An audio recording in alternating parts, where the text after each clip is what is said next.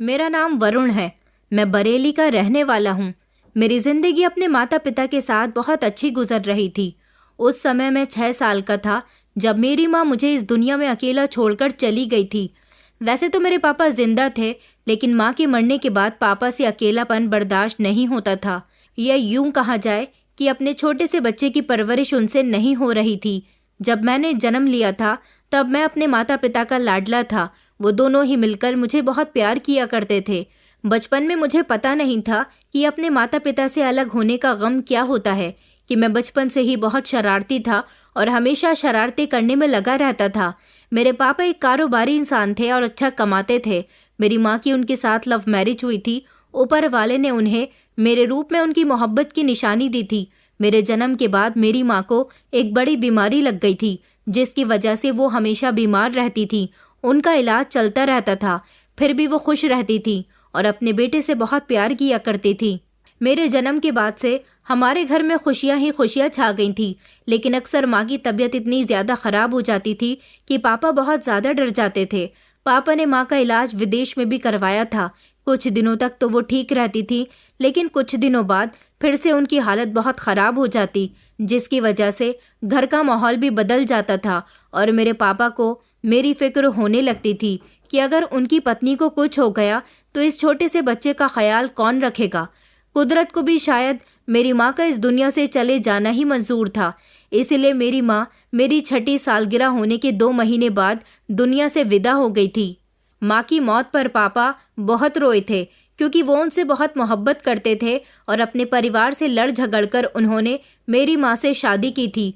मगर वो भी कहाँ जानते थे कि जिस लड़की के लिए वो इतनी मुश्किलों का सामना करके शादी कर रहे हैं, बहुत ज़्यादा समय तक उनके साथ नहीं रह सकेगी। आखिर में हुआ वही जो कुदरत को मंजूर था। मेरी माँ के मरने के बाद मेरे पापा को बहुत ज़्यादा परेशानी होने लगी थी। मेरे पापा के परिवार वालों ने उनसे सारे रिश्ते नाते तोड़ दिए थे, लेकिन माँ के मरने के बाद उन लोगों ने मेरे पापा को तसल्ली दिलाई और पापा से कहा कि हम तुम्हारी दूसरी शादी करवा देंगे, इस तरह तुम्हारे बेटे को माँ का प्यार मिल जाएगा। पापा दूसरी शादी के लिए बिल्कुल भी तैयार नहीं थे। उन्होंने कहा, मैं तो नीलिमा से ही प्यार करता था, वही मेरी पत्नी थी और मैं अकेला ही अपनी पत्नी की आखिरी निशानी का ख्याल रख सकता हूँ। मेरी ताई जी ने पापा को यही समझाया था कि तुम्हारे लिए दूसरी शादी करना ही ज़्यादा बेहतर रहेगा, मगर पापा ने उनकी एक न सुनी थी। भले ही मैं 6 साल का था, लेकिन मेरे बहुत काम थे। और मैं इतना ज़्यादा शरारत करता था कि पापा मुझसे 2 दिन में ही तंग आ गए थे। पापा पहले ही अपने परिवार से अलग रहते थे, इसलिए घर में मेरा ख्याल रखने वाला उनके अलावा और कोई भी नहीं था। और फिर पापा को अपना काम भी तो देखना होता था। वो फैक्ट्री जाकर अपनी लेबर को काम बताकर आते थे, लेकिन जब से माँ की मौत हुई थी पापा बस मेरी देखभाल में ही लगे रहते थे। उन्हें डर लगता था कि अगर उन्होंने अपने बेटे को अकेला छोड़ दिया तो उनके बेटे के साथ कोई ऊंच नीच न हो जाए। लेकिन पापा मुझसे तंग आ गए थे और दूसरी तरफ उनके काम में भी ध्यान न देने की वजह से उनके कारोबार का नुकसान हो रहा था। उनको अब ज़्यादातर आस पड़ोस के लोग और रिश्तेदार यही समझाया करते थे कि अब दूसरी शादी कर लीजिए, इसी में आपकी बेहतरी होगी। लेकिन अब मेरे पापा को लोगों की दी हुई एडवाइस ही ज़्यादा सही लग रही थी, क्योंकि मेरी परवरिश पापा से नहीं हो पा रही थी। पापा को लगता था कि उनकी दूसरी पत्नी मेरी परवरिश कर सकेगी या नहीं, क्योंकि वो मुझसे बहुत प्यार करते थे और वो नहीं चाहते थे कि मुझे कभी किसी तरह की कोई परेशानी हो। यही वजह थी कि वो दूसरी शादी करने से बचना चाह रहे थे। एक बच्चे के लिए सौतेली माँ तो सौतेली माँ ही होती है और वो अपना सौतेलापन कहीं भी दिखा सकती है। मेरे पापा इस बात से बहुत डर रहे थे और दूसरी तरफ उनको मेरी परवरिश की चिंता थी, इसलिए उन्होंने अपनी शादी करने के लिए हामी भर ली थी। मेरी ताई जी ने पापा के लिए रिश्ते तलाश करने शुरू कर दिए थे। एक औरत का रिश्ता मेरे पापा के लिए आया था जिसके 2 बच्चे थे। ताई जी ने जब पापा को उनका फोटो दिखाया तो पापा ने कहा कि मुझे किसी ऐसी औरत की तलाश है जो मेरे बच्चे की परवरिश अच्छी तरह से कर ले। मुझे कोई ऐसी औरत नहीं चाहिए जो खूबसूरत हो या फिर अमीर परिवार की हो। मेरी ताई जी ने कहा कि मैं आपकी बात अच्छी तरह से समझ रही हूँ, मगर आप एक बार औरत का फोटो देख लोगे तो ज़्यादा बेहतर रहेगा। पापा ने उनका फोटो तो देख लिया था और रिश्ते के लिए हाँ भी कर दी थी। कुछ दिनों बाद पापा को पता चला कि उनका जिस औरत के साथ रिश्ता तय हुआ है उसके 2 बच्चे हैं। इस बात को सुनकर पापा को ताई जी पर बहुत गुस्सा आया था और उन्होंने इस औरत से शादी करने के लिए साफ इनकार कर दिया था। पापा कहने लगे कि मैं चाहता हूँ कि मेरे बेटे की परवरिश अच्छे से हो जाए। मुझे किसी ऐसी औरत की ज़रूरत नहीं है जिसके पास पहले से ही बच्चे हों। वो अपने बच्चों के सामने मेरे बच्चों की परवरिश ठीक से नहीं कर पाएगी। ताई जी ने उन्हें भरोसा दिलाया कि वो ऐसी नहीं है। हमने उस औरत को बता दिया है कि हमारे देवर के पास एक बेटा है और तुम्हें उसका अच्छे से ख्याल रखना है। वो अपने बच्चों को अपने मायके में ही छोड़ कर आएगी। पापा कहने लगे कि नहीं नहीं, कभी न कभी अपने बच्चों के लिए उसकी ममता जाग उठेगी। मैं ऐसा कदम नहीं उठा सकता। मुझे अपने बेटे के लिए किसी ऐसी माँ की ज़रूरत है जिसकी अपनी कोई औलाद ना हो और वो अपना सारा ही प्यार मेरे बेटे पर लुटा दे और उसके लिए एक अच्छी और सच्ची माँ साबित हो। ताई जी को ऐसा रिश्ता तलाश करने में काफ़ी दिक्कत आ रही थी। मेरे पापा के लिए उनको ऐसी कोई औरत नहीं मिल रही थी जिसके पास कोई औलाद न हो। ताई जी को मेरे पापा के लिए पत्नी तलाश करते करते लगभग 6 महीने गुजर गए थे। इस बीच पापा को और ज़्यादा परेशानी हुई थी क्योंकि उनका कारोबार दिन ब दिन डूबता जा रहा था और इधर मैं भी अपनी माँ के बिना बीमार रहने लगा था। मेरे पापा को मेरी माँ की बहुत याद आया करती थी और मैं भी अपनी माँ को हमेशा याद करता रहता था, जिस वजह से मैं बहुत कमज़ोर हो गया था क्योंकि मुझे अपनी माँ के प्यार की ज़रूरत थी। कुछ समय के बाद फाइनली ताई जी को एक रिश्ता मिल गया था जो मेरे पापा के लिए बहुत ही अच्छा था, मगर उस औरत के पास भी एक 7 साल का बेटा था। इस बार ताई जी ने पापा के लिए लड़की पसंद करने के बाद अपने पति से कहा था कि वो अपने छोटे भाई से बात करें और उन्हें शादी के लिए राज़ी करें। इस तरह तो वो सारी ज़िंदगी परेशान होते रहेंगे और उनकी शादी भी कहीं नहीं होगी। मेरे ताऊजी हमारे घर आए और उन्होंने लड़की का फ़ोटो मेरे पापा को दिखाया था। पापा कहने लगे कि मैं आपसे कितनी बार कह चुका हूँ कि मुझे अपने बेटे की अच्छी परवरिश करने के लिए एक माँ की ज़रूरत है, ना कि अपने लिए पत्नी की ज़रूरत है। ताऊ जी ने उनको समझाया और कहा कि तुम बहुत भावुक हो रहे हो, तुम्हें अपने बच्चों की फिक्र करनी चाहिए। देखा तुमने इस बच्चे की क्या हालत बना दी है, ये कितना कमज़ोर हो गया। अगर तुम्हारी जगह इसका ख्याल कोई औरत रखेगी तो ज़्यादा बेहतर रहेगा, क्योंकि एक औरत ही है जो बच्चों की परवरिश करना अच्छे से जानती है। तुम्हारे लिए शीतल ने एक लड़की पसंद की है, वो बहुत ही अच्छी है, तुम्हारे बेटे का और तुम्हारा बहुत ख्याल रखेगी। मगर एक परेशानी है, उसके पास एक 7 साल का बेटा है और वो अपने बेटे को यहीं लेकर आएगी। उसने वादा किया है कि वो तुम्हारे बेटे को अपने बेटे के समान प्यार करेगी। ताऊ जी की बात सुनकर पापा को गुस्सा आ गया और उन्होंने कहा कि नहीं, मैं बच्चों वाली औरत से शादी नहीं करूँगा। ताऊ जी ने कहा कि जब कोई ऐसा रिश्ता मिल ही नहीं रहा तो वक्त ज़ाया करने से अच्छा है कि किसी ऐसी औरत को ही लाया जाए जो अपने बच्चे के साथ साथ तुम्हारे बच्चे की भी परवरिश कर ले। ताऊ जी ने मेरे पापा को बहुत समझाया था, तब जाकर मेरे पापा उस औरत से शादी करने के लिए मान गए थे, क्योंकि उनको आगे मेरे फ्यूचर की फिक्र हो रही थी। उन्हें लगता था कि वो जो चाहे जितनी कोशिश कर ले, लेकिन मेरी परवरिश इस तरह नहीं कर सकेंगे जैसे एक औरत कर सकती है। मेरे पापा की शादी सिंपल तरीके से उस औरत के साथ हो गई थी जो मेरी दूसरी माँ बनकर हमारे घर में आई थी। मेरी ताई जी ने उस औरत से वादा लिया था कि तुम अपने बच्चे को अगर इस घर में लेकर आओगी तो तुम्हें अपने पति के बेटे की परवरिश में कोई कमी नहीं छोड़नी होगी, और अगर तुमने दोनों बच्चों में भेदभाव किया तो तुम्हें अपने बेटे को अपने मायके वालों को देना होगा। लेकिन उस औरत ने वादा किया था कि वो मेरा ख्याल बिल्कुल अपनी औलाद की तरह रखेगी। इस तरह वो हमारे घर में आ गई और धीरे धीरे हमारे घर के माहौल में मिलजुल गई थी। उनका बेटा और मैं दोनों की उम्र में सिर्फ 1 साल का फ़र्क था, इसलिए हम दोनों आपस में भाई भाई लगते थे। शादी के बाद 1 साल तक जब उन्होंने मुझे और अपने बेटे को एक समान समझा तो मेरे पापा को यकीन हो गया कि वो मेरे लिए एक अच्छी माँ साबित हुई है। उसके बाद से मेरे पापा ने भी उन्हें दिल से एक्सेप्ट कर लिया था और वो उनके बेटे को भी मेरी तरह ही प्यार करते थे। अब मैं अपनी दूसरी माँ को मम्मी कहकर बुलाता था। भाई भी मेरे साथ बहुत अच्छा था। वो मेरी सौतेली माँ ही सही, मगर उन्होंने हमेशा मुझे अपने सगे बेटे के समान ही प्यार किया था। बचपन में अगर हम दोनों किसी खिलौने से खेल रहे होते और हम दोनों को एक ही खिलौना चाहिए होता तो वो अपने बेटे से छीनकर उसे मुझे दे दिया करती थी, जबकि उनका बेटा नितिन, जिसको मैं भैया कहकर बुलाता था, वो खिलौनों के लिए रोता रह जाता और बेबस नज़रों से मुझे खिलौने से खेलता हुआ देखता रहता था। मम्मी ने हमेशा मुझे अपने सगे बेटे का हक छीन कर दिया था। जैसे जैसे मैं होश संभालने लगा मुझे ये बात पता चल गई कि औरत मेरी दूसरी माँ है, क्योंकि घर की अलमारी में हमारी फैमिली एल्बम थी जिसे मैं हमेशा देखता रहता था। उसमें मेरी सगी माँ का फोटो भी था। मैं अपनी सगी माँ को याद करता और सोचता कि अगर वो जिंदा होती तो कितना अच्छा होता, मगर मैंने अपनी दूसरी मम्मी के लिए अपने दिल में ज्यादा मोहब्बत नहीं रखी थी। बस मैं पापा की वजह से उनको अहमियत देता था और उनके सामने मोहब्बत का दिखावा करता था। लेकिन उन्होंने मुझे सच्चे दिल से अपना बेटा मान लिया था और दोनों ही बच्चों को उन्होंने एक समान प्यार दिया था और एक समान ही संस्कार दिए थे। हमारी परवरिश में उन्होंने कभी कोई कमी नहीं छोड़ी थी। मैं धीरे धीरे जवान हो गया। मेरी शिक्षा अभी पूरी नहीं हुई थी, जबकि नितिन भैया की पढ़ाई पूरी हो गई तो वो नौकरी पर जाने लगे। घर का माहौल अभी भी नॉर्मल चल रहा था।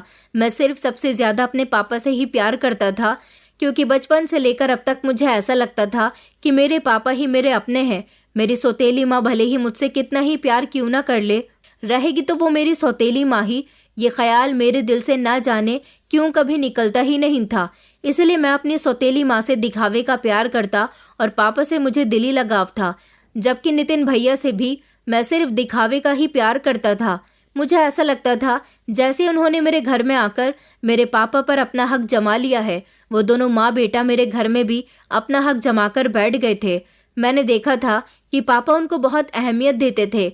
मेरे दिल में ना जाने क्यों दोनों के लिए धीरे धीरे नफरत तब बढ़ने लगी जब मैंने देखा कि मेरे पापा ने अपने कारोबार की सारी जिम्मेदारी नितिन भैया को दे दी और उनसे कहा कि अब तुम इस काम को संभालो, जबकि मुझसे घर में कोई भी किसी काम को नहीं कहा जाता था। अगर मैं पापा का कारोबार करना भी चाहता तो मम्मी कहती कि बेटा अभी तुम छोटे हो, अभी तुम अपनी पढ़ाई लिखाई पर ध्यान दो, ये जवानी की उम्र होती है, इस जवानी को एंजॉय करो। इतनी जल्दी कारोबार में पड़ जाओगे तो फिर अपनी जिंदगी नहीं जी सकोगे। उनकी इन बातों का मकसद ये होता था कि मैं अभी अपने पिता और भाई की कमाई पर ऐश करूं, मगर मैं उनकी बातों का हमेशा गलत मतलब निकाल लिया करता था। मुझे ऐसा लगता था जैसे वो मुझे मेरे पिता के कारोबार से दूर करना चाह रही है। पापा चाहते थे कि भैया पापा का कारोबार संभाले, जबकि मैं ज्यादा पढ़ूं लिखूं। उन्होंने भैया को ज्यादा नहीं पढ़ाया था और मुझे वो कामयाब बनाना चाहते थे। वो चाहते थे कि उनका बेटा उनका कारोबार ना करके अपना अलग से कारोबार करे, पर मुझे ऐसा लगता था कि जैसे पापा मुझसे ज्यादा मेहनत करवाना चाहते हैं। उन्होंने अपना बना बनाया कारोबार भैया को दे दिया। इस बात से धीरे धीरे मेरे दिल में अपने माता पिता के लिए जलन पैदा होने लगी थी और नितिन भैया से तो मैं पहले ही जलता था। वक्त इसी तरह से गुजरता जा रहा था। मुझे ना जाने क्यों अपने घर वाले अब अच्छे नहीं लगते थे, इसलिए मैं ज्यादातर घर से बाहर ही रहता और अपने दोस्तों के साथ टाइम स्पेंड किया करता था। मगर जब रात को मैं घर आता तो मेरे घर वाले मुझसे कोई सवाल जवाब नहीं करते थे। उन्होंने कभी मुझ पर किसी तरह की रोक टोक नहीं की थी। इस बात से मुझे ऐसा लगता था कि उनको मेरी कोई परवाह ही नहीं है। घर में बहुत सारे ऐसे काम होते थे जिनके बारे में मुझे तो खबर भी नहीं होती थी।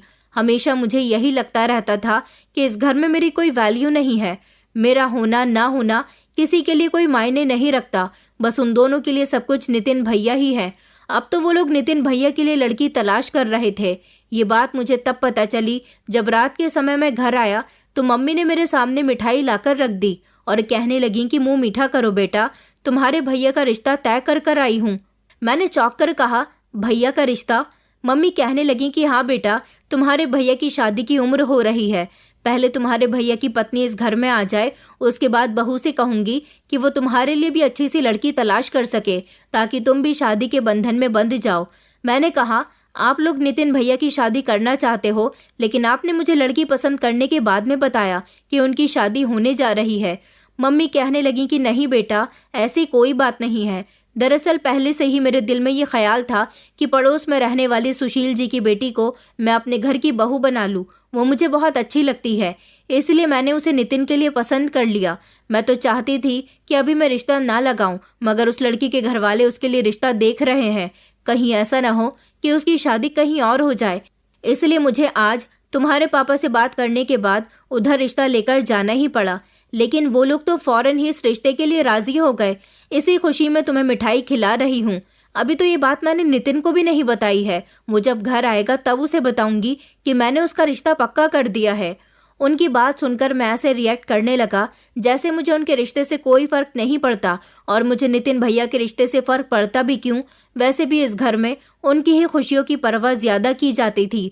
मेरा पढ़ाई में ध्यान बिल्कुल भी नहीं था, क्योंकि मुझे पढ़ाई में कोई इंटरेस्ट नहीं था। लेकिन पापा बार बार मुझसे यही कहते थे कि तुम्हें एक कामयाब इंसान बनना है। मैं चाहता हूँ कि तुम मेरे काम से हटकर कोई नया कारोबार करो, मुझसे भी ज़्यादा कामयाब बनो, इसलिए तुम्हारा ज़्यादा से ज़्यादा पढ़ना बहुत ज़रूरी है। वो मुझे तो अपना अलग बिजनेस खड़ा करने के लिए ज़्यादा पढ़ाई करने और ज़्यादा मेहनत करने का बोल रहे थे, जबकि उन्होंने नितिन भैया को अपना बना बनाया ही कारोबार दे दिया।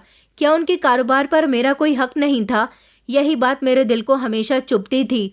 मैं बस खामोश रहता था, किसी से कोई बात नहीं करता था और मेरे घर वालों को ऐसा लगता था कि मैं ज़्यादातर अपने दोस्तों के साथ लाइफ एंजॉय करता हूँ। घर आने के बाद थक जाता हूँ, इसीलिए किसी से कोई बात नहीं करता।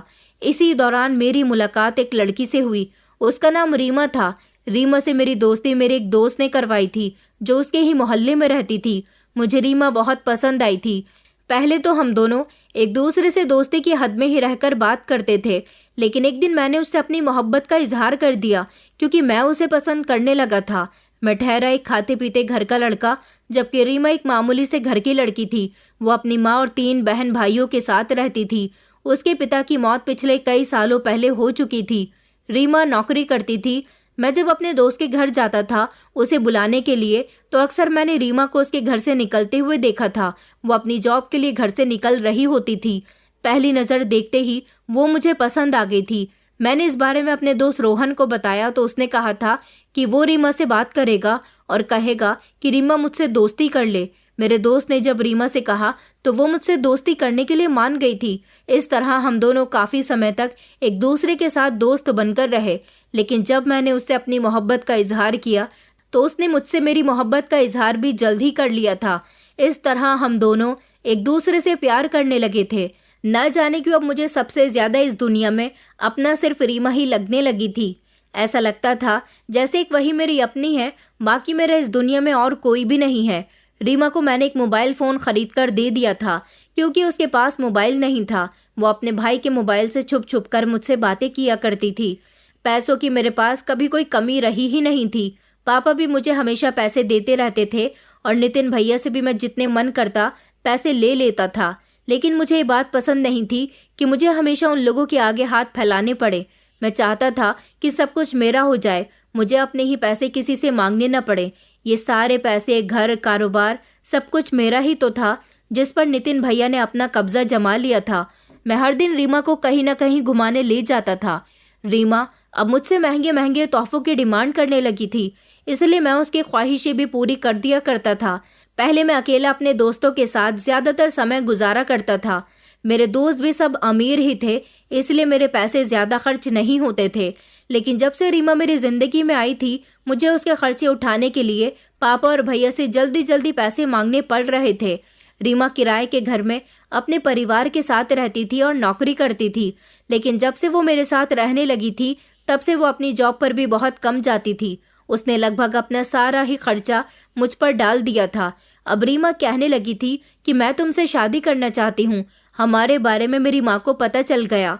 माँ का कहना है कि अगर ये लड़का तुमसे मोहब्बत करता है तो इससे शादी का कहो। मैंने कहा, रीमा, मैं तुमसे शादी ज़रूर करूँगा। तुम्हें क्या लगता है कि मैं तुम्हें धोखा दे दूँगा?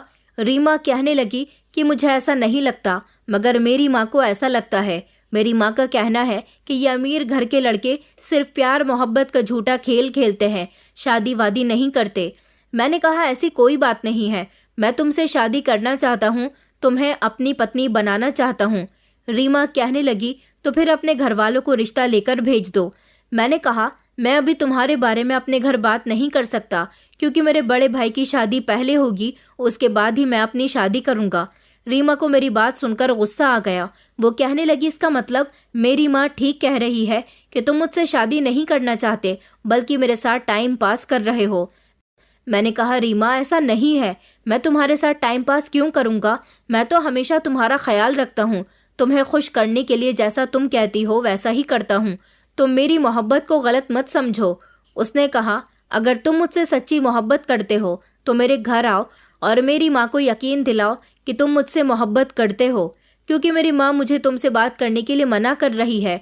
मैंने कहा कि अच्छा ठीक है, मैं आ जाऊँगा। इधर घर में भैया का रिश्ता मोहल्ले में रहने वाले सुशील अंकल की बेटी पारुल के साथ तय हो गया था। मैं घर आया तो मुझे पता चला कि भैया और पारुल भाभी की एंगेजमेंट परसों है।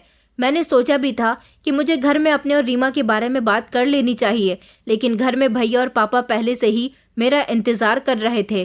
पापा ने मुझे अपने कमरे में बात करने के लिए बुलाया।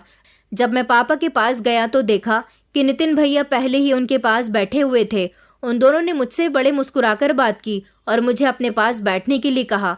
भैया कहने लगे कि देखो वरुण, तुम बहुत समझदार हो, मगर इन दिनों हमें ऐसा लग रहा है कि तुम हमसे बहुत ज़्यादा पैसे ले चुके हो। अभी तक ऐसा नहीं हुआ कि तुमने एक महीने में 80,000 रुपये खर्च किए हों। इस महीने तुमने पूरे 80,000 रुपये खर्च किए हैं। तुम चाहे जितने पैसे खर्च करो, लेकिन बस मैं तुमसे ये कहना चाहता हूँ कि तुम अपने पैसे संभाल कर रखा करो। कहीं भी गलत जगह पैसों का इस्तेमाल मत करना। भैया ने ये बात मुझसे बड़े ही प्यार और तसल्ली के साथ कही थी, लेकिन ना जाने क्यों मुझे भैया की बात बहुत बुरी लगी। मैंने भैया से तो कुछ नहीं कहा था। इतने पर ही पापा बोल पड़े और कहने लगे कि बेटा, तुम्हारा भाई बिल्कुल ठीक कह रहा है, आगे से तुम इस बात का ध्यान रखना। पापा के मुंह से ये बात सुनकर मुझे गुस्सा आ गया था। मैं झट से उठा और मैंने कहा, क्या मुझे अब अपने घर से पैसे लेने के लिए भी सोचना पड़ेगा? मैं इतनी जोर से चिल्लाया था कि पापा और भैया मुझे गौर से देखने लगे। पापा कहने लगे कि बेटा, ये किस अंदाज में तुम बात कर रहे हो? मैंने उनकी बात का कोई जवाब नहीं दिया और मैं गुस्से से ही घर से बाहर निकल आया था। मेरा ऐसा गुस्से भरा अंदाज सब लोग देखते रह गए थे। घर से बाहर निकलते ही मेरा मोबाइल बजने लगा। रीमा मुझे फ़ोन कर रही थी। रीमा ने कहा कि क्या हुआ, तुम अभी तक मेरे घर नहीं आए? मैंने अपना सर पकड़ते हुए कहा कि अच्छा, अभी आ रहा हूँ तुम्हारे घर। मैं फ़ौरन ही अपनी गाड़ी लेकर रीमा के घर चला गया था। मैं वहाँ गया तो मैंने रीमा के घरेलू हालात देखे। उसके घरेलू हालात बहुत ही ज़्यादा ख़राब थे। उसकी माँ ने मुझे अपने पास बैठने के लिए कहा। उन्होंने कहा कि मेरी बेटी ने बताया है कि तुम मुझसे मोहब्बत करते हो। मैंने कहा कि जी। तो वो कहने लगी, तो कब तुम अपने माता पिता को हमारे घर मेरी बेटी का हाथ मांगने के लिए भेज रहे हो? मैंने कहा, आंटी, अभी मेरे बड़े भाई की शादी है, उसके बाद मैं फ़ौरन ही अपने पेरेंट्स से मेरे और रीमा के रिश्ते की बात कर लूँगा। आप मुझ पर यकीन रखिए। उन्होंने कहा कि अच्छा, तुम क्या काम करते हो? मैंने कहा, मैं कोई काम नहीं करता, मैं तो अभी पढ़ाई कर रहा हूँ। उसके बाद मेरे पापा मुझे नया बिजनेस सेटअप लगवा कर देंगे। मुझसे पूछा कि तुम्हारे पिता का क्या काम है? मैंने उनको अपने पिता के कारोबार के बारे में बता दिया। तो वो कहने लगी कि तुम्हारे पिता का कारोबार इतना अच्छा है तो उनको क्या ज़रूरत है कि तुम्हारा अलग से बिजनेस करवा कर दें। उन्होंने मुझसे कहा कि रीमा ने मुझे बताया था कि तुम्हारा बड़ा भाई और तुम्हारी माँ सौतेले हैं।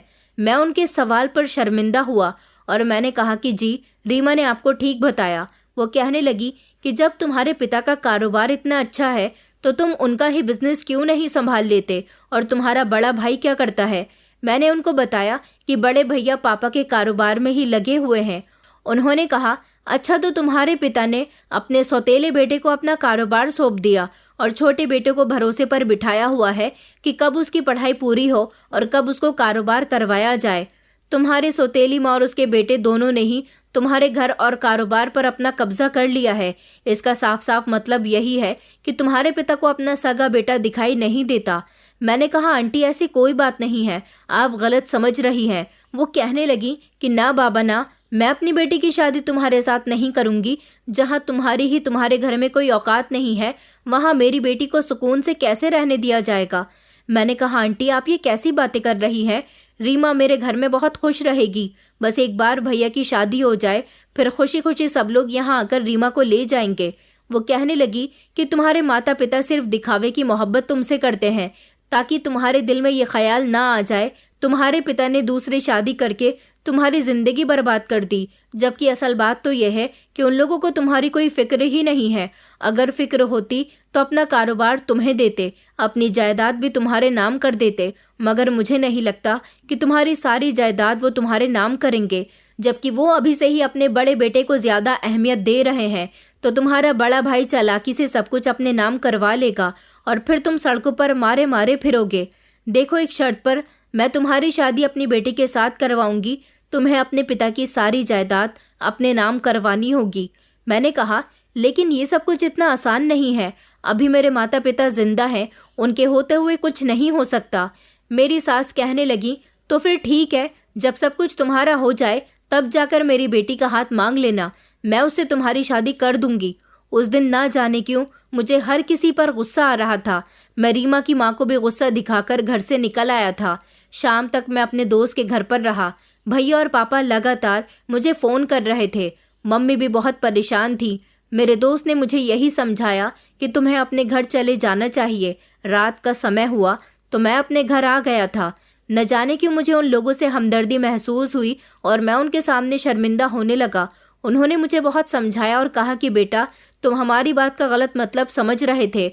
अगर तुम्हें हम में से किसी की भी बात बुरी लगी है तो उसके लिए हमें माफ़ कर देना और आइंदा हमसे ऐसी कोई गलती नहीं होगी। वो लोग मुझसे बड़े थे, फिर भी मेरे सामने ऐसी बातें कर रहे थे, इसलिए मुझे शर्मिंदगी महसूस हुई। ये बात ठीक है कि मैंने कभी इतने ज़्यादा पैसे नहीं लिए थे। इतने पैसे सिर्फ और सिर्फ मैंने रीमा पर लगाए थे। कई दिनों तक मेरी रीमा से भी बात नहीं हुई थी। भैया की भी शादी हो गई और हमारे घर में भाभी आ गई थी। भाभी बहुत सुंदर थी और उन्होंने घर को अच्छी तरह से संभाल लिया था। उनकी घर वालों के साथ बहुत अच्छी बनती थी और अब वक्त आ गया था कि मुझे अपने घर वालों को रीमा के बारे में बता देना चाहिए। मैंने सबको रीमा के बारे में बताया तो मम्मी और भाभी बहुत खुश हुई थी। उन्होंने कहा कि ये तो बहुत अच्छी बात है, तुमने हमारी मुश्किल आसान कर दी और खुद ही अपने लिए लड़की पसंद कर ली। उधर मैंने रीमा को फ़ोन करके बताया कि मेरी फैमिली तुम्हारे घर रिश्ता लेकर आ रही है। मेरी बात सुनकर रीमा कहने लगी कि मम्मी ने तो तुमसे मना कर दिया था ना कि जब तक तुम्हारे पिता की सारी जायदाद तुम्हारे नाम नहीं हो जाती तब तक वो मेरी शादी तुम्हारे साथ नहीं करेंगी।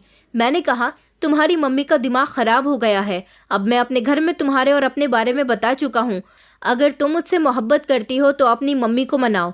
बस एक बार मेरी नौकरी लग जाए, सब कुछ ठीक हो जाएगा। आज अगर मेरे घर वाले तुम्हारे घर रिश्ता लेकर आ गए तो हम दोनों की मोहब्बत कामयाब हो जाएगी। रीमा कहने लगी कि अच्छा ठीक है, तुम उन लोगों को भेज दो, मैं मम्मी को समझा दूंगी। अब रीमा ने अपनी माँ से क्या बात करी ये तो मेरी समझ नहीं आया, मगर मेरी भाभी और मम्मी को रीमा बहुत पसंद आई थी और वो लोग रिश्ता पक्का करके आ गई थी। जब वो लोग घर आई तो मुझे बहुत खुश नजर आ रही थी। उन्होंने कहा कि तुम्हारी पसंद तो बहुत अच्छी है, लेकिन इसके बाद रीमा की माँ ने मेरा दिमाग और भी ज़्यादा ख़राब करना शुरू कर दिया था। वो बार बार मुझे इसी बात पर ब्लैकमेल करती रहती थी कि तुम्हारी खातिर मैंने रीमा का रिश्ता तुम्हारे साथ तय कर तो दिया है, लेकिन शादी तब तक नहीं होगी जब तक अपने पिता की सारी जायदाद तुम अपने नाम नहीं करवा लेते। एक तरह से रीमा की माँ बिल्कुल ठीक कह रही थी। उन्होंने माँ से कहा था कि शादी वो अब इतनी जल्दी नहीं कर सकती क्योंकि अभी उनका शादी का बंदोबस्त नहीं है। उन्होंने कहा था कि हमें शादी के लिए पूरे 1 साल का समय चाहिए। ऐसा उन्होंने इसलिए कहा था ताकि इस 1 साल में मैं पापा की सारी जायदाद का वारिस बन सकूं। अब मैंने अपने प्लान पर फोकस करना शुरू कर दिया था। मैंने घर में बोल दिया था कि मुझे अब आगे पढ़ाई नहीं करनी, पहले ही मैं काफ़ी पढ़ चुका हूँ। पापा कहने लगे कि बेटा, अभी तो तुम्हें थोड़ा और पढ़ना होगा, तभी तो एक्सपीरियंस के लिए तुम्हें किसी अच्छी कंपनी में नौकरी लगेगी। मैंने चौंक कर पापा से कहा कि अपने पापा का इतना अच्छा कारोबार होते हुए मैं किसी दूसरी कंपनी में नौकरी करूं, ये सब मुझे सूट नहीं करता। मैं आगे पढ़ाई इसीलिए नहीं करना चाहता क्योंकि आगे पढ़ने की अब मुझे ज़रूरत नहीं है। मैं आपका ही कारोबार संभालूंगा। मगर पापा ऐसा करने के लिए राज़ी नहीं थे, लेकिन मैं इस बार जिद पर अड़ गया था और अब घर में सब लोगों के साथ बदतमीजी से बात करने लगा था। मैंने पापा की फैक्ट्री जाना शुरू कर दिया था और वहां जाने के बाद मैं भैया की जगह उनके ऑफिस में बैठने लगा था। भैया को ये बात बुरी भी लगी थी, लेकिन भैया खामोश हो गए थे। पापा ने मुझे अलग से समझाया भी था कि नितिन को ये सब बुरा लग रहा है, प्लीज़ ऐसा मत करो। लेकिन मैंने पापा से बोल दिया था उन्हें बुरा लगता है तो लगता रहे, वैसे भी ये सब कुछ मेरा है, उनका कुछ भी नहीं है। वो अपनी माँ के साथ यहाँ आए रहे, बड़े हुए, जवान हुए, उनकी शादी हो गई और आज ये जो कुछ भी है ये सब कुछ उनको अपने सौतेले पिता से मिला है। कितना ही आप उनके साथ हमदर्दी कर लो, रहोगे आप उनके सौतेले पिता ही। मैं आपका सगा बेटा हूँ और आपको मेरे बारे में ही ज़्यादा सोचना चाहिए। ऐसा कुछ मैंने कभी नहीं किया था। मेरे मुंह से पहली बार ऐसी बातें सुनकर पापा चौंक गए थे और उन्हें एक जोरदार झटका लगा था। मेरा अब जैसा मन करता मैं वैसा ही किया करता था। फैक्ट्री में काम करने वाले मजदूरों के पैसे भी मैं ही उनको अपनी मर्जी के मुताबिक देने लगा था और सारा हिसाब किताब भी मैंने अपने हाथ में ले लिया था। पढ़ाई छोड़कर मैंने पूरी तरह से पापा का कारोबार अपने हाथ में कर लिया था। शायद ये बात पापा को पसंद नहीं आई थी। पापा मुझसे नाराज रहने लगे थे और बीमार भी रहने लगे थे। इस बारे में मुझे नहीं पता था कि पापा काफ़ी दिनों से बीमार चल रहे हैं और डॉक्टर से उनका इलाज भी चल रहा है, क्योंकि घर में मैं ज़्यादातर रुकता ही नहीं था और ना ही किसी से बातचीत करता था। मगर इस बात का मुझे तब पता चला कि मेरे पापा बीमार हैं जब अचानक उनकी तबीयत बिगड़ी और हम सब लोग उन्हें अस्पताल लेकर भागे थे। अस्पताल जाने के बाद पता चला कि पापा की मौत हो चुकी है। मुझे इस बात पर बहुत शर्मिंदगी महसूस हुई थी, क्योंकि पापा मुझसे नाराज़ थे और इसी नाराज़गी में वो मुझे छोड़कर चले गए। मेरे पापा की मौत की खबर जब रीमा की माँ को हुई तो उन्होंने मुझसे कहा कि तुम्हारे लिए तुम्हारी जायदाद अपने नाम करवाना अब और भी ज़्यादा आसान हो गई है। मैंने कहा, मैं इस बारे में कोई बात नहीं करना चाहता। मैं अपने पापा से बहुत प्यार करता था। उनकी मौत ने मुझे तोड़कर रख दिया। रीमा की माँ कहने लगी कि मेरा वो मतलब नहीं है। मेरा मतलब ये है कि तुम्हारे पिता अब इस दुनिया से जा चुके हैं। तुम्हारी सौतेली माँ और उनका बेटा तुम्हें कहीं का नहीं छोड़ेंगे। इसलिए तुम कुछ तो ऐसा करो जिससे इन लोगों का रास्ता साफ हो जाए और सब कुछ तुम्हारा हो जाए। एक तरह से वो बिल्कुल ठीक कह रही थी। उनकी बात मेरे दिमाग में आ गई थी, मगर मैं कुछ नहीं कर पा रहा था। पापा के मरने के बाद मुझे ऐसा लग रहा था जैसे भैया को और भी ज़्यादा छूट मिल गई है। भैया फैक्ट्री में जाकर पापा की जगह काम करने लगे थे, जबकि भैया की जिस जगह को मैंने उनसे छीन लिया था मैं अभी भी वहीं था। मम्मी के दिल पर पापा की मौत का सदमा बहुत गहरा पहुंचा था, इसलिए वो भी अब बीमार रहने लगी थी। मेरे पापा को ब्लड प्रेशर की बीमारी थी। मैं अपने पिता को अपना मानता तो उनका इलाज भी खुद ही करवाता और उनकी सेवा करता, मगर मुझे तो इतना भी नहीं पता था कि उनको ब्लड प्रेशर की बीमारी है और उनकी मौत हार्ट अटैक की वजह से हुई है। ये सारी ही बातें ज़्यादातर भैया और मम्मी ही जानते थे, क्योंकि वो ही उनका ख्याल रखते थे। पापा के चले जाने के बाद हमारे घर का माहौल बहुत ज़्यादा सूना सूना रह गया था। भाभी को अकेले ही घर के सारे कामकाज करने पड़ रहे थे, लेकिन भाभी माँ बनने वाली थी, इसलिए उनकी तबीयत ठीक नहीं चल रही थी। भाभी को घर का काम करने में दिक्कत आ रही थी, क्योंकि मम्मी ज़्यादातर बीमार रहने लगी थी और अब तो वो कमरे से भी ज़्यादा नहीं निकलती थी। मम्मी ने रीमा की माँ से शादी के लिए कहा तो उन्होंने कहा कि अभी हमारा समय पूरा नहीं हुआ। उन्होंने शादी के लिए पूरे 1 साल का समय दिया था और अभी तो लगभग 4 महीने ही गुजरे थे। भाभी का कहना था कि तुम्हारी शादी हो जाएगी तो मम्मी की सेवा करने के लिए भी कोई आ जाएगी। उधर रीमा की माँ हम दोनों की शादी के लिए अभी राजी नहीं हो रही थी। मैंने रीमा की मम्मी से बात की और उनसे कहा कि मैंने पापा के बिजनेस पर अपना कब्जा कर लिया है, धीरे धीरे सब कुछ मेरा हो जाएगा। उन्होंने कहा कि तुमसे कुछ नहीं होगा, मुझे और रीमा को ही अब कुछ करना होगा। मैं उनकी बात का मतलब नहीं समझा। फिर उन्होंने मुझे पूरी बात बताई। उन्होंने जो प्लान बनाया उस पर मैंने और रीमा ने ध्यान देना शुरू कर दिया था, क्योंकि अब तो मुझे भी वही करना था जैसा मेरी होने वाली सास कह रही थी। एक दिन मैंने भैया भाभी को आपस में बातें करते हुए सुना कि उन्हें मम्मी की सेवा के लिए किसी नौकरानी का बंदोबस्त करना होगा, क्योंकि भाभी से अब घर के ज़्यादा काम नहीं होते थे। नौकरानी आएगी तो मम्मी का हर तरह से ख्याल रखेगी, जिससे शायद जल्दी ही मम्मी ठीक हो जाए। उन दोनों के बीच जाकर मैं बोल पड़ा था और मैंने भैया से कहा कि भैया, मैं एक नौकरानी को जानता हूँ, वो मेरे दोस्त के यहाँ उसकी माँ की सेवा करने के लिए भी आती थी। भैया कहने लगे, अगर तुम उस नौकरानी को जानते हो तो तुम ही नौकरानी का बंदोबस्त कर लो। वैसे भी आजकल का ज़माना बहुत ख़राब है, हम किसी बाहर के इंसान पर आसानी से भरोसा नहीं कर सकते।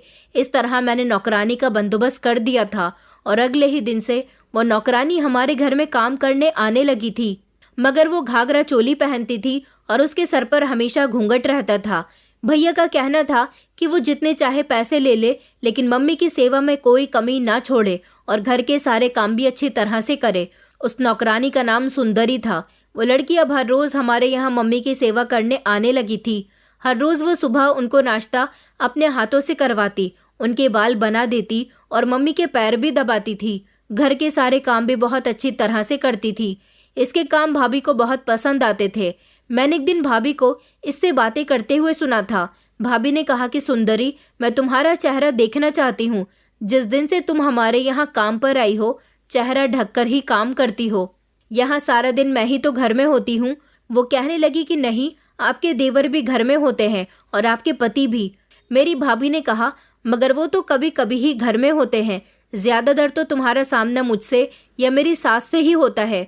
भाभी के लाख कहने पर भी सुंदरी ने उनको अपना चेहरा नहीं दिखाया। सुंदरी सुबह सवेरे ही हमारे घर पर आ जाती थी और शाम के 7 बजे तक घर वापस चली जाती थी। उसने हमारे घर किसी टाइम का खाना भी नहीं खाया था, जबकि भाभी उससे कहती रहती थी कि बचा हुआ खाना तुम खा सकती हो। यहाँ तक कि भाभी ने उससे ये भी कहा हुआ था कि घर के सारे ही लोग खाना खा चुके हैं, तुम चाहो तो हमारा खाना अपने घर भी ले जा सकती हो, मगर वो ऐसा भी नहीं करती थी। एक दो बार भाभी की ज्यादा जिद करने पर उसने खाना ले जाने पर हामी भर ली थी, मगर बाद में भाभी ने मुझे बताया कि सुंदरी जो खाना अपने साथ ले गई थी, वो खाना उन्होंने अगले ही दिन डस्टबिन में पड़ा हुआ देखा था। भाभी को बड़ी हैरानी होती थी कि सुबह से आई हुई लड़की को भूख नहीं लगती, इतना काम करने के बाद भी वो एक निवाला तक अपने मुंह में नहीं लेती थी।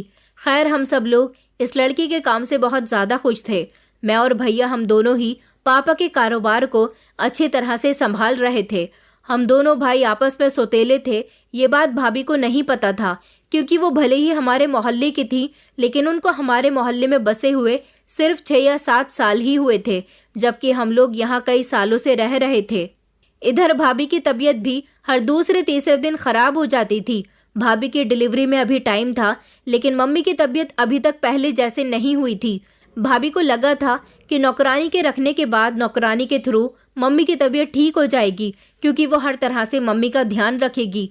लेकिन मम्मी की तबीयत तो दिन ब दिन बिगड़ती जा रही थी। हालांकि उनका डॉक्टर से इलाज चल रहा था। पहले मम्मी की हालत ऐसी होती थी कि वो हम सबसे बातें करती रहती थी, लेकिन अब तो धीरे धीरे उन्होंने बात करना भी कम कर दिया था। वो ज्यादातर अपने कमरे में रहना ही पसंद करती थी। ना जाने क्यों भाभी हमेशा सुंदरी पर नजर रखती रहती थी। सुंदरी मम्मी के लिए परहेज का खाना भी खुद ही बनाया करती थी। अगले दिन जब वो काम पर आई तो सुबह सवेरे सफाई करने के बाद मम्मी के परहेज का खाना बनाकर किचन से उनके कमरे में ले गई। मैं उस समय अपने कमरे में मौजूद था। भैया भी कमरे में सो रहे थे और थोड़ी देर के बाद ही उठकर हम दोनों भाई फैक्ट्री जाने की तैयारी करने वाले थे। अभी मैं अपने कमरे में ही मौजूद था जब भाभी के जोर जोर से चिल्लाने की आवाज आने लगी। मैं फौरन ही भागकर उधर गया। भैया भी अपने कमरे से भाभी के चिल्लाने पर निकल आए थे। हम लोग जल्दी से मम्मी के कमरे में चले गए, क्योंकि भाभी के चिल्लाने की आवाज वहीं से आ रही थी। मैं जैसे ही मम्मी के कमरे के अंदर गया तो मैंने देखा कि भाभी ने मजबूती से सुंदरी का हाथ पकड़ा हुआ था। ये सब देखकर तो मेरे होश ही उड़ गए थे कि भाभी सुंदरी के साथ ये क्या कर रही है। भाभी कहने लगी कि देखो ये लड़की क्या कर रही है।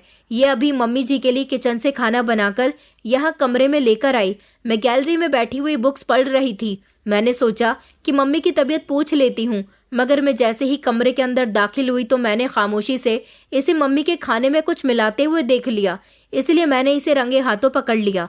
भाभी ने अपने दूसरे हाथ में वो बोतल भी पकड़ी हुई थी जिसमें से दवाई निकालकर सुंदरी मम्मी के खाने में मिला रही थी। भाभी कहने लगी कि मैं दरवाजे की आड़ में खड़े होकर इसे ये सब कुछ करते हुए देख रही थी। मैंने देखा कि इसने ये दवाई मिलाने के बाद मम्मी जी को खाना खिलाना शुरू कर दिया था। मैंने फौरन कमरे में आकर इसे पकड़ लिया और आप लोगों को बुलाने के लिए चिल्लाना शुरू कर दिया। भैया भी जल्दी से भाभी के करीब लपक कर गए और उन्होंने भाभी के हाथ से वो बोतल छीन ली और भैया उसे ध्यान से देखने लगे, जबकि मैं दरवाजे पर ही खड़ा हुआ घबरा रहा था। सुंदरी के चेहरे पर अभी भी घूंघट था। भैया कहने लगे कि इसके कपड़ों की तलाशी लो, कहीं इस तरह की दवाई इसने अपने कपड़ों में और न छुपा रखी हो। मैं जल्दी से भैया के करीब गया और मैंने कहा, भैया आप ये क्या कर रहे हो? आप एक नौकरानी पर इल्जाम लगा रहे हो। भाभी कहने लगी क्योंकि इसने मम्मी जी के खाने में कुछ मिलाया है।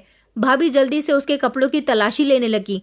सुंदरी कुछ नहीं बोल रही थी। इतने में ही भैया बोल पड़े। उन्होंने गुस्से से चिल्लाकर सुंदरी से कहा कि तुम कौन हो? भाभी कहने लगी कि क्या हुआ, ये किस चीज की बोतल है? भैया कहने लगे ये जहर की बोतल है। भैया कहने लगे कि इसके चेहरे से घूंघट हटाओ, मगर मैं उन दोनों को लगातार रोक रहा था। भैया कहने लगे कि मैं अभी पुलिस को फोन लगाता हूँ, ये जरूर कोई चोरनी है जो यहाँ चोरी करने के मकसद से आई होगी। मेरे लाख रोकने के बावजूद भी भाभी ने झट से सुंदरी के चेहरे से घूंघट हटा दिया था और उसका चेहरा देखने के बाद सबके चेहरे फक पड़ गए थे। भाभी ने चौंक कर कहा कि तुम यहाँ पर क्या कर रही हो और ये सब क्या है? उसके चेहरे पर पसीना साफ साफ नजर आ रहा था। वो बहुत डरी हुई और घबराई हुई थी। भैया तो बहुत ज्यादा गुस्से में आ गए थे। उन दोनों ने मेरी तरफ देखा। मैंने अपनी नजरें झुका ली थी। भैया कहने लगे ये सब क्या है वरुण? मैंने कहा भैया मुझे कुछ नहीं पता, मैं इस बारे में कुछ नहीं जानता। मुझे क्या पता ये यहाँ पर क्या कर रही है। इतने में ही भाभी ने उसका हाथ और मजबूती से पकड़ लिया और कहा, क्या तुम यहाँ मेरी सास को मारने के लिए आई थी रीमा? हाँ, ये रीमा ही थी जो सुंदरी के भेष में हमारे घर में आई हुई थी और जिसका चेहरा अभी तक किसी ने नहीं देखा था, जिसका राज सिर्फ मैं ही जानता था। भाभी ने उसके मुंह पर एक जोरदार थप्पड़ मारा और कहा कि जल्दी से बताओ कि क्या बात है। अगर तुमने सच नहीं बताया तो मैं अभी और इसी समय पुलिस को बुला लूंगा। उन सब की बातें सुनने के बाद रीमा बहुत घबरा गई थी। उसने रोते हुए कहा कि प्लीज मुझे माफ कर दीजिए, मैंने ये सब कुछ जानबूझकर नहीं किया, बल्कि ऐसा करने के लिए मुझसे वरुण ने ही कहा था। भैया ने मुझे चौंक कर देखा और कहने लगे, वरुण ये तुम्हारे कहने पर ऐसा कर रही थी? आखिर ऐसी भी क्या कमी रह गई थी तुम्हारी परवरिश में? तुम्हें हमने हर तरह से प्यार देने की कोशिश की। इस माँ ने तुम्हें बिल्कुल अपने सगे बेटे की तरह पाल पोस कर बड़ा किया, तुम्हें अच्छी शिक्षा दी, अच्छे संस्कार दिए, तुम्हारा ख्याल रखा, मुझसे ज्यादा तुम्हारी परवाह की, और तुमने उनके साथ ऐसा किया। तुम्हें एक पल के लिए भी ये ख्याल नहीं आया कि जिस माँ के लिए तुम ये साजिश कर रहे हो वो तुम्हारे लिए रातों को जागती थी। बचपन में जब तुम बीमार हुआ करते थे तो सारी रात जागकर अपनी कुर्बानियां देकर ये बार बार तुम्हारे लिए परेशान हुआ करती थी। तुमको थोड़ा भी बुखार हो जाता तो ये पागल हो जाती थी। तुम्हें पता है कि इन्होंने तुम्हारे लिए क्या कुछ नहीं किया?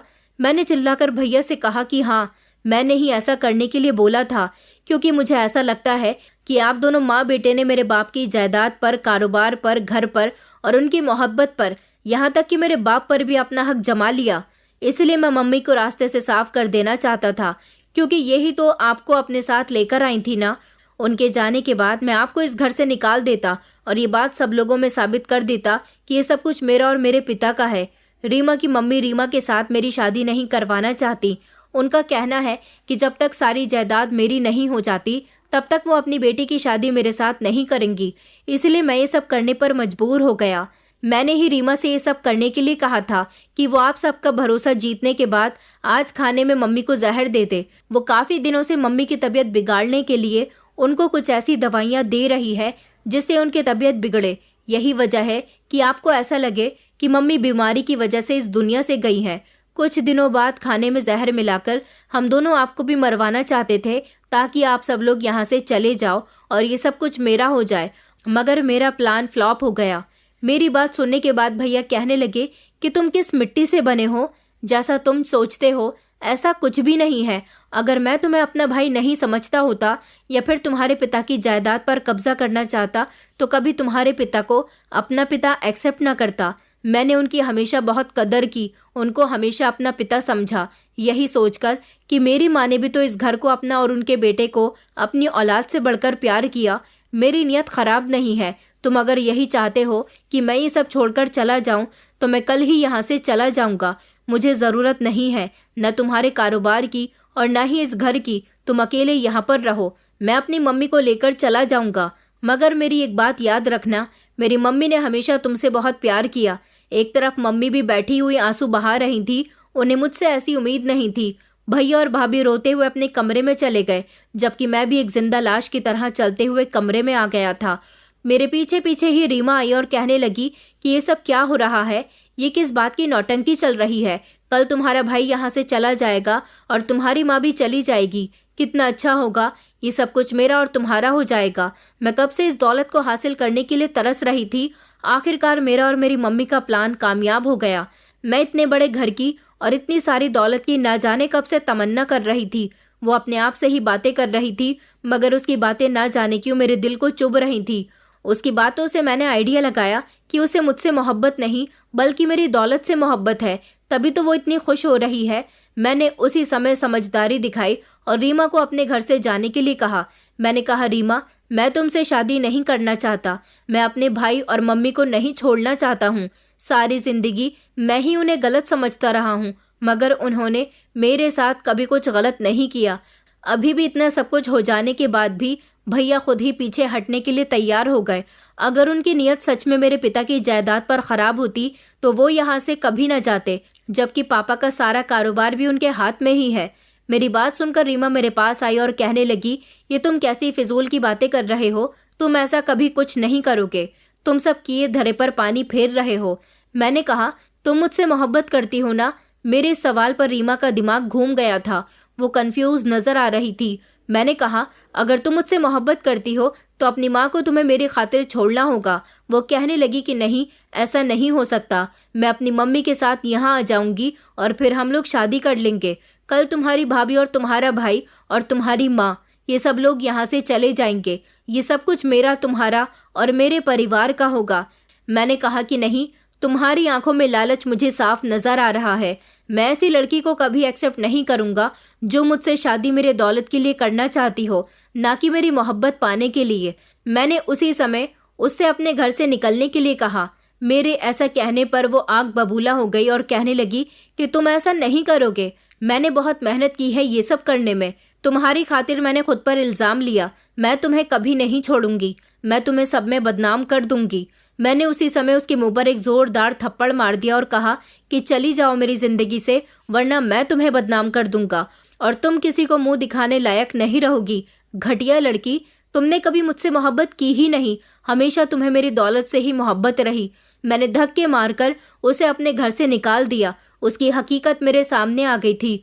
वो दोनों माँ बेटी मुझे अपने लालच में घेरना चाहती थी, लेकिन अच्छा था कि सही समय पर मेरी आंखें खुल गईं। उसके जाने के बाद मैं अपने भैया भाभी के कमरे में गया और मैंने उन दोनों से माफ़ी मांगी। मैंने रो रो कर भैया से माफ़ी मांगी। भैया कहने लगे कि जैसा तुम मेरे बारे में सोचते हो, मैं बिल्कुल भी वैसा नहीं हूँ। मैं तुम्हारे सगे भाई से भी बढ़कर हूँ।